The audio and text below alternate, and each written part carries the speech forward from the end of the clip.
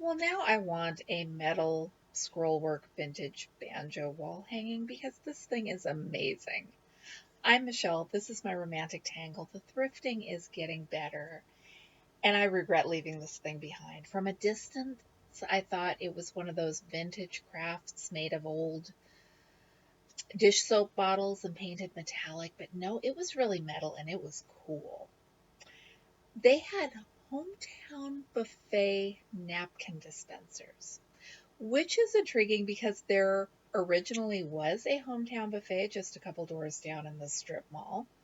It closed at the beginning of 2020 and never reopened. And I imagine that the restaurant that is there now found these and had to do something with them. They were so sticky and gross. I should not have touched one to check the price, but things in thrift stores usually don't feel that awful. I was tempted by this bag of ribbons and trims, thinking that it would be fun to play with to make more bookmarks, and was totally missing what you can probably see underneath them. It took me a ridiculous amount of time looking at other things before I finally found this Dimensions cross stitch kit. Sealed in package, $1.99. It's a great find, but I've got so many stockings I already intend to stitch that I left that for someone else. This looks like it was a bunch of leftover abandoned projects that got shoved into one bag, maybe. I was curious about the black embroidery on the front, but not curious enough to buy it. Milk glass, creamers, and sugar dishes. I like the fruit. The fruit is fun, but even more than the fruit, I like this kind of basket weave pattern on the set that was hiding behind it. These are pretty. And I will continue to remind myself that I don't collect milk glass quite yet. These are such pretty goblets. I got mine not long ago at the Dollar Tree. St. Vincent's wants $3.99 for each of them, and here are the water glasses. I think those were $2.99. Looks like milk glass from a distance, but definitely is not. I wonder if they're trying to imitate that look on purpose. Need a Ronald Reagan commemorative plate? And I have seen Chessie the cat in embroidery patterns. I think it was the mascot of a railroad, if I'm remembering right. The detail on this print was so amazing that my brain tried hard to convince me it was a stitched piece behind that glass. I love old travel irons. What I'm curious about with this one is that cord. It looks too new for the iron, and I am guessing that it is probably something someone replaced over the years. Let me know what you think. I've got so many of these because I find them at estate sales, and if the price is right, I cannot leave them behind. Like the original label on the household file box, and this distinctly unpleasant looking yarn we had just seen at the Dollar Tree half a mile down the road for half the price that the thrift store wanted. You need to know what you're looking for.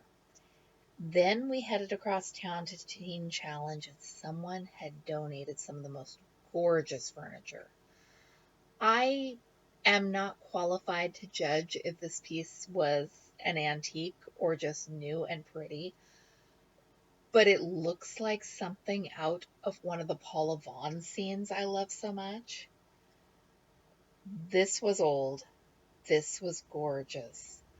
Look at the faded flowers there on the top.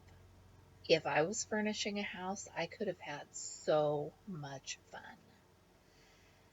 This one is extremely similar to a set that belonged to my great aunt. The mirror is identical, the drawers are not.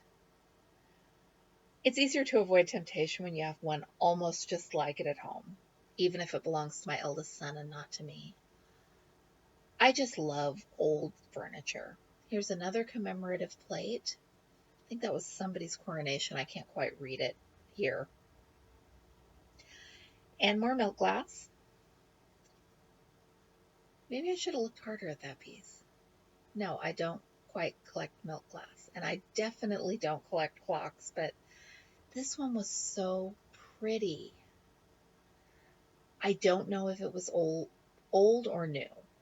Not brand spanking new, but it had that feel of age.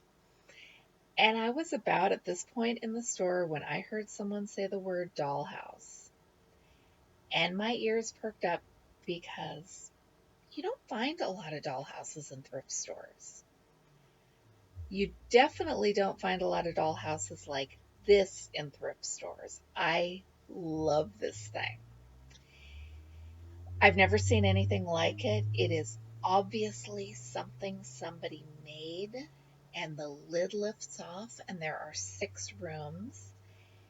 It seems like it would be awkward to actually play with, but the way that it all tucks in and stores so neatly and has that carrying handle, I wanted it. Luckily, it was too expensive for me to be seriously tempted by, but then I opened the box of furniture and my grandparents made me a dollhouse for Christmas when I was 3 years old, maybe 2 years old. Really little. And if I did not know better, I would say that they had used this exact set of instructions for the furniture they made me. Grandma, when I asked her not long before she died, said that she had not used a pattern, that she'd made it up, but she must have seen something like this.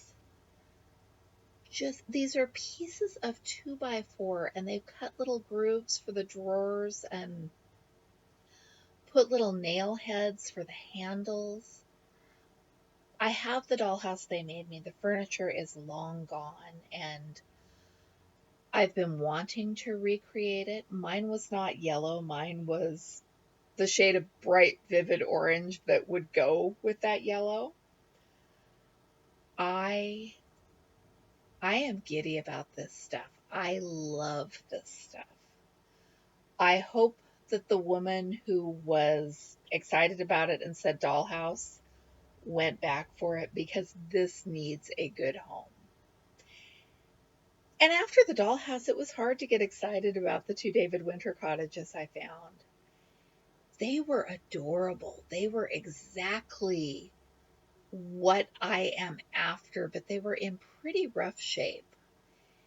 And I did buy some of the ones I found at the coast last fall, so it was easy enough to leave these behind. For $7, they just seemed tremendously dinged up, and I'm not sure if I need more of them at this exact moment.